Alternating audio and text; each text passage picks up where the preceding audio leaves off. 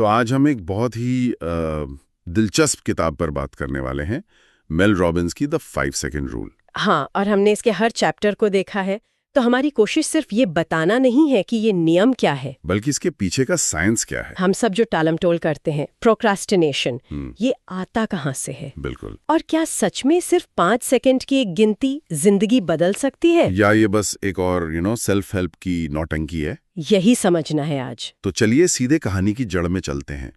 किताब की शुरुआत मेल रॉबिन्स की अपनी कहानी से होती है, और वो कोई आसान कहानी नहीं है। नहीं, बिल्कुल नहीं। वो 41 साल की थीं, कर्ज में डूबी हुई, शादी टूटने की कगार पर। और हर सुबह बिस्तर से उठने की हिम्मत तक नहीं होती थी। अलार्म बजता था और वो बस सोचती थी, कल से सब ठीक कर दूंगी। ये आवाज बहुत जानी पहचानी लगती है ना? बस 5 मिनट और। हाँ, और यहीं उन्हें ये एहसास हुआ कि उनकी असली समस्या मोटिवेशन की कमी नहीं थी, समस्या थी एक्शन लेने की। और यहीं से कहानी व्यक्तिगत अनुभव से निकलकर मनोविज्ञान के मैदान में आ जाती है।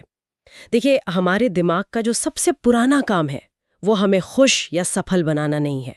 उसका काम है हमें जिंदा रखना। बिल्कुल।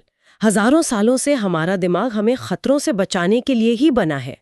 कोई भी नई चीज, कोई भी अनजाना काम दिमाग के लिए खतरा है। हाँ, और वो तुरंत चिल्लाता है, रुको, खतरा है, आराम से रहो, जहां हो वहीं सुरक्षित हो। मतलब हमारा दिमाग हमें बचाने की कोशिश में ही हमें आगे बढ़ने से रोक रहा है।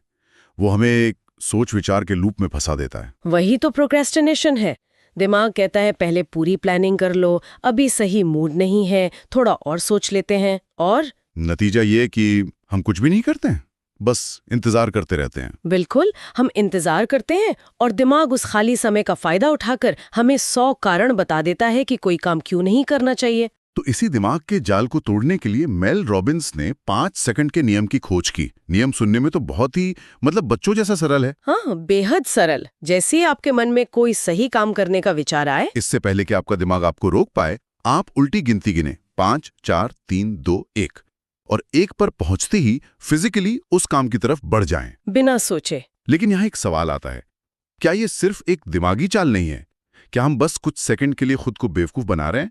और क्या ये लंबे समय तक चल सकता है? ये सवाल बहुत अच्छा है, क्योंकि ये नियम के बिल्कुल सेंटर में जाता है। ये सिर्फ एक दिमागी चाल नहीं है, ये एक पैटर्न इंटरप्ट है।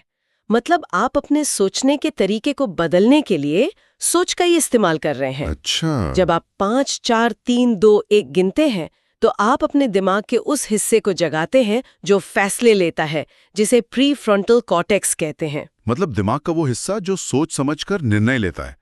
हाँ, ये गिनती आपके दिमाग को भावनाओं और बहानों के ऑटो पायलट मोड से हटाकर मैनुअल कंट्रोल में ले आती है। आप दिमाग को सिग्नल दे रहे हैं, सोचना बंद, अब एक्शन का समय है। तो ये खुद को बेवकूफ बनाना नहीं है, ये खुद को कंट्रोल करना है, जैसे गाड़ी का गियर बदलना, ऑटोमेटिक से मैनुअल पर। बिल्कुल सही। और मुझे लगता है कि ये उस सबसे बड़े बहाने को भी तोड़ता है जिसका हम सब इस्तेमाल करते हैं, मेरे पास मोटिवेशन नहीं है। हाँ, हम हमेशा प्रेरणा का इंतजार करते हैं, जैसे वो कोई जादुई शक्ति है जो आसमान से उतरेगी और हमसे काम करवाएगी। और ये प्रेरणा के बारे में सबसे बड़ा मिथक है। किताब इसी बात पर जोर देती है, प्रेरणा एक भावना है, और भावनाएं वो तो आती जाती रहती हैं। आज है कल नहीं है। बिल्कुल। अगर हम सिर्फ प्रेरणा के भरोसे बैठे रहेंगे, तो हम कभी भी लगातार कुछ नहीं कर पाएंगे। सच तो ये है कि प्रेरणा एक्शन का नतीजा है, एक्शन का कारण नहीं। अच्छा, ये तो उल्टा है। हाँ, जब आप 5 सेकंड का नियम इस्तेमाल करके बिना मन के भी कोई काम करते हैं और उसे पूरा करते हैं, तो आपको जो संतुष्टि मिलती है, जो प्रोग्रेस दिखती है, वही असली प्रेरणा बनती है। एग्जैक्टली। एक्शन पहले आता है, प्रेरणा उसके पीछे पीछे आती है। ये बात तो हमारी आम समझ के बिल्कुल उल्टी है। और इसी तरह एक और चौंकाने वाली बात किताब में आत्मविश्वास यानी कॉन्फिडेंस के बारे में कही गई है। हाँ, मैं हमेशा सोचता था कि जिस दिन कॉन्फिडेंस आएगा उस दिन मैं ये बड़ा काम करूंगा, लेकिन किताब कहती है कि ये समीकरण ही पूरी तरह से गलत है। हम सब यही सोचते हैं और हम सब गलत खेल खेल रहे हैं। मतलब किताब का तर्क ये है कि आत्मविश्वास कोई भावना नहीं है, ये काबिलियत का सबूत है। इसे ऐसे समझिए, ओके, हर बार जब आप 5 4 3 2 1 करके कोई छोटा सा एक्शन लेते हैं, जैसे सुबह बिस्तर से उठना या जिम जाना, तो आप अपने दिमाग को एक छोटा सा सबूत देते हैं। एक सबूत किस बात का? इस बात का कि मैं वो इंसान हूं जो अपने वादे निभाता है, मैं वो इंसान हूं जो मुश्किल काम कर सकता है। आत्मविश्वास इसी सबूत के ढेर पर बनता है। तो ये fake it till you make it नहीं है? नहीं, ये act till you become it है। आप एक्शन लेकर खुद को साबित करते हैं कि आप कौन हैं। वाह, ये सबूत इकट्ठा करने वाली बात बहुत शक्तिशाली है। मतलब हर छोटा एक्शन दिमाग के लिए एक वोट की तरह है, जो ये तय करता है कि आप खुद को किस नजर से देखते हैं। बिल्कुल। लेकिन एक मिनट, ये सब छोटे मोटे कामों के लिए तो ठीक है, सुबह उठना, एक ईमेल भेजना, पर तब क्या जब एक्शन के रास्ते में सिर्फ आलस या बहाने नहीं, बल्कि असली डर खड़ा हो? बहुत जरूरी सवाल है ये। जब कोई बड़ा प्रेजेंटेशन देना हो या अपनी नौकरी छोड़कर नया काम शुरू करना हो, क्या तब भी 5 4 3 2 1 गिनना काफी है? देखिए, डर एक अलग ही जानवर है और किताब इस बारे में बहुत यथार्थवादी है। वो ये नहीं कहती कि नियम का इस्तेमाल करने से डर खत्म हो जाएगा। अच्छा। डर कभी खत्म नहीं होता। जब भी आप अपने कंफर्ट जोन से बाहर निकलेंगे, डर हमेशा वहां होगा। लेकिन यहाँ पर नियम की भूमिका बदल जाती है। कैसे? ये डर को मिटाने का नहीं, बल्कि डर के बावजूद एक्शन लेने का एक टूल बन जाता है। इसे आप हिम्मत का अभ्यास करने का तरीका कह सकते हैं। हिम्मत का अभ्यास मतलब हिम्मत डर की गैर मौजूदगी नहीं है, बल्कि डर के होते हुए भी आगे बढ़ना है। बिल्कुल। जब आप 5 4 3 2 1 गिनकर एक्शन लेते हैं, तो आप डर को अपने ऊपर हावी होने का समय नहीं देते। आप उस छोटे से गैप को पकड़ लेते हैं। हाँ, डर और एक्शन के बीच के उस छोटे से पल को पकड़ लेते हैं और आगे बढ़ जाते हैं। और अक्सर होता ये है कि जैसे ही हम पहला कदम उठा लेते हैं, वो डर जो पहाड़ जैसा लग रहा था, अचानक छोटा महसूस होने लगता है। एक्शन डर का सबसे अच्छा इलाज है। बिल्कुल, ये आपको सोचने के डरावने चक्कर से निकालकर करने की असलियत में ले आता है। तो ये नियम सिर्फ बड़े जिंदगी बदलने वाले लक्ष्यों के लिए नहीं है। इसकी असली ताकत शायद रोजमर्रा की जिंदगी में है, उन छोटे छोटे पलों में जहां हम रोज हार मान लेते हैं। इसकी असली ताकत वही है। हम सब वो लड़ाई लड़ते हैं, है ना? सुबह का स्नूज बटन हमारा सबसे अच्छा दोस्त और सबसे बड़ा दुश्मन। हाँ, हम सोचते हैं बस 5 मिनट, लेकिन असल में हम अपने दिन की शुरुआत ही हार से कर रहे होते हैं। हम खुद से किया पहला वादा ही तोड़ देते हैं। लेकिन अगर अलार्म बजते ही 5 4 3 2 1 गिनकर बिस्तर से बाहर पैर रख दें, तो आपने दिन की पहली लड़ाई जीत ली। आपने खुद को एक छोटा सा सबूत दे दिया कि कंट्रोल आपके हाथ में है। हाँ, और यही बात दूसरी चीजों पर भी लागू होती है।